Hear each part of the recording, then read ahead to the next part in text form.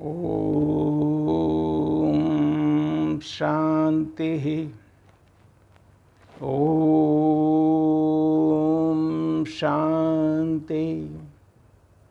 ओम शांति।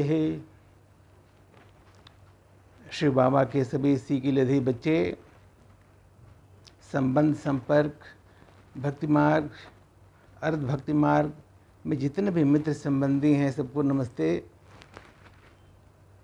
आप सब अच्छे हैं, ये मुझे विश्वास है। कुछ दिनों से सिर्फ आपको वीडियोस प्रस्तुत कर रहा था, आज एक बार फिर आपसे रूबरू हुए हैं। मेरे एक मन में एक पहले से एक बड़ी बात चल रही है कि जब तक किसी भी चीज़ को बार बार रिमाइंड नहीं किया जाए तो हम भूल जाते हैं। बाबा की मुरली है, जो बाबा के बच्चे हैं ज्ञान मार्ग में चले हैं।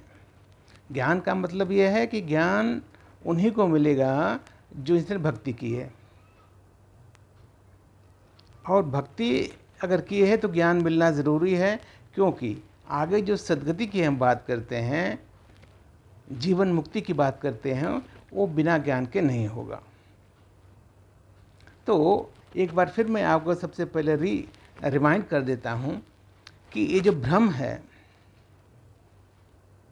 वो जो है आपको आपकी मंजिल तक नहीं पहुँचने देता, भटकते रहते हैं। इससे पहले मैं ये बिल्कुल विनम्रतापूर्वक, जिसको बोलते हैं हाथ जोड़ करके ये कहते हैं कि जो भी भक्ति मार्ग में लोग हैं, भक्ति के में बहुत श्रद्धा है, मुझे बहुत श्रद्धा है, विश्वास है। दादी, नानी, माँ और स्वयं मैं आपको अपनी बात अगर करूं सच्चाई से, तो मैं ऐसा कोई भी व्रत उपवास नहीं जो नहीं करता था। 9 दिन का नव दुर्गा करता था, 16 दिन की जो कहते हैं एक व्रत आता था माँ अन्नपूर्णा का, वो करता था। वैष्णव देवी की जो है चढ़ाई चढ़ा हूँ, मैहर देवी माता की चढ़ाई चढ़ा हूँ, विंध्यवासिनी की चढ़ाई चढ़ा हूँ। रोज़ बिना जो है पूजा पाठ किए कहीं जाता नहीं। तो मैं समझता हूँ ये मेरा सौभाग्य है कि इतनी भक्ति करने के बाद मुझे ज्ञान मिल गया। लेकिन बहुत सारे ऐसे भाई बहन हैं जो भक्ति में जो भ्रम है, जो डर है, उसमें भटक रहे हैं। उन्हें ज्ञान का रास्ता अभी तक मिला नहीं। इसलिए अगर भक्ति करने के बाद आपको ज्ञान प्राप्त नहीं हुआ तो मान के चलिए आपकी भक्ति अधूरी है, या कहीं न कहीं आप भ्रम में। तो मैं पहले वीडियोज़ में थोड़ा सा आपको फिर ये बता दूं, हिंदू की अगर बात अगर करते हैं तो 84 लाख देवी देवता हैं, हमारी योनियाँ भी लाखों हैं या करोड़ों हैं। ये सब भ्रम है। जरा सा विवेक से सोचिए तो आपको सब पता चल जाएगा। भगवान, देखिए, सब भगवान के नाम पर सभी लोग ऊपर उंगली करते हैं, चाहे किसी धर्म के लोग हों।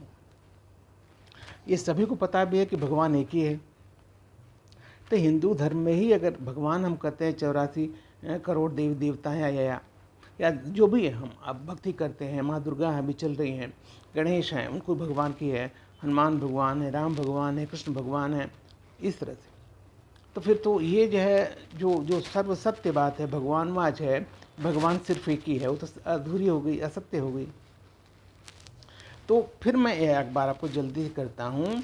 भगवान, जिसको ऑलमाइटी कहते हैं, सर्वशक्तिमान कहते हैं, ईश्वर कहते हैं, परम आत्मा कहते हैं, वो सिर्फ एक है, और वो वही हो सकता है जो निराकार है, शरीर नहीं है। क्यों? परमात्मा जो है, भगवान परमात्मा बोलते हैं। हम सब जितने भी जीव हैं, मनुष्य जीव, वो मालूम है कि हमारी पहचान, पहले वीडियोस में आपको बताया हूँ, हमारी पहचान है मैं फलाना सिंह, मैं जिलाधिकारी, मैं वो नहीं। मेरी पहचान, हमारी पहचान क्या है कि हम एक आत्मा है यहाँ, जिसको प्राण बोल सकते हैं, और ये चैतन्य शक्ति हूँ मैं, आत्मा, बिल्कुल ज्योतिबिंद निराकार। और यही ज्योतिबिंद निराकार में पूरा पार्ट है, इनके सॉफ्टवेयर भरा हुआ है जो शरीर को चला रही है। ध्यान से सुनिएगा जो नहीं सुने। यही आत्मा है जो चैतन्य शक्ति है, जो इस शरीर को चला रही है, और वो जो उसका पार्ट है, रोल है, वो उसमें भरा हुआ है। तो उसी रोल के मुताबिक इस शरीर, जो अगर मेरी आत्मा है तो इस शरीर के हाथों द्वारा कर्म करती है, कानों द्वारा सुनती है, मुख द्वारा बोलती है, लेकिन ये पूरा काम आत्मा करती है, न कि ये शरीर। क्योंकि जिस घड़ी, जिस फ्रैक्शन ऑफ सेकंड में ये आत्मा इस शरीर को छोड़कर चली गई, यानी आपका जो प्राण जिसको बोलते हैं, प्राण छूट गए, ये शरीर को बोलते हैं मुर्दा, जान नहीं है, तुरंत उसको जो है नष्ट करो, या तो जला दो या तो गाड़ दो। तो सबसे पहले ये पक्का करना कि हम आत्मा हैं, ये शरीर में को धारण करके जो हमारा पार्ट है वो हम अपना पार्ट बजा रहे हैं। जो कर्म मैं कर रही हूँ मैं आत्मा कर रही हूँ, लेकिन चूँकि आत्मा के पास कोई आर्गन नहीं, निराकार है, तो ये शरीर के जो है, जो हमारे जो ऑर्गन्स हैं उससे काम कर रही है। फिर आत्मा है तो हमारा बाप भी होना चाहिए, तो बाप हमारा है परमात्मा, ये ज्योतिबिंद परमात्मा, जिसको हम ईश्वर कहते हैं, भगवान कहते हैं, वो भी निराकार है। तो हम आत्मा और हम सबका पिता जो है परमात्मा, जो कि वो भी ज्योतिबिंद स्वरूप है, निराकार है, और भक्ति के हिसाब से कहा जाए तो वो हैं शिव। शिव है निराकार, अजन्मा है, अभोक्ता है, सर्वशक्तिमान है, रचता है, जो भी है, जो बोलते हैं कि रचता, रचने वाला, सृष्टि को रचने वाले। और उन्होंने 3 देवों को रचा पहले, ब्रह्मा, विष्णु और महेश। ब्रह्मा, विष्णु, महेश। महेश को शंकर कहा जाता है, शंकर जो है देवधारी हैं, देहधारी हैं।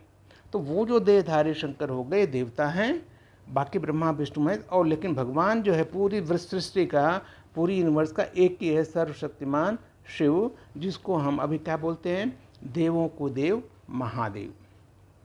कहीं भी आप जाइए तो शंकर नहीं होता है, शिव होता है। शिव पुराण है, शिवालय है, जितने भी, अगर हम इसके 12 ज्योतिर्लिंग की बात करते हैं तो हर एक जगह जो है शिवलिंग है, लेकिन वो इतनी छोटी बिंदे नहीं बना सकते, तो शिवलिंग बना दिया। उसके सामने शंकर जो जीवधारी हैं, वो जो बोलते हैं, वो जो है योगेश्वर हैं, शंकर। तो वो हमेशा शरीरधारी शंकर जो देवता हैं, भगवान से योग निद्रा में रहकर, चाहे विष्णु हों, चाहे ये योगेश्वर शंकर हों शिवधारी, वो उनसे योग लगाते रहते हैं। इसलिए बोलते हैं विष्णु जो है योग निद्रा में है, या फिर जो है ना शंकर को योगेश्वर कहा जाता है। किसी किसी मंदिरों में शिवलिंग के सामने शंकर की स्थापना होती है। तो इसलिए ये भ्रम नहीं होना चाहिए कि शंकर और शिव एक हैं। शिव हैं निराकार शिव, वो जो हैं भगवान हैं, पर सभी देवताओं के रचनाकार हैं। शंकर की अगर बात करें तो शंकर देवता हैं, उसी शिव की रचना है। इसी क्रम में हम आगे बढ़ते हैं, आपका भ्रम दूर करते हैं, ताकि आपको अपने जीवन में सद्गति मिले, सुख शांति मिले, और आप अभी तक जो भटक रहे हैं वो दूर हो जाए। ओम शांति, ओम शांति। खुश रहिए, स्वस्थ रहिए।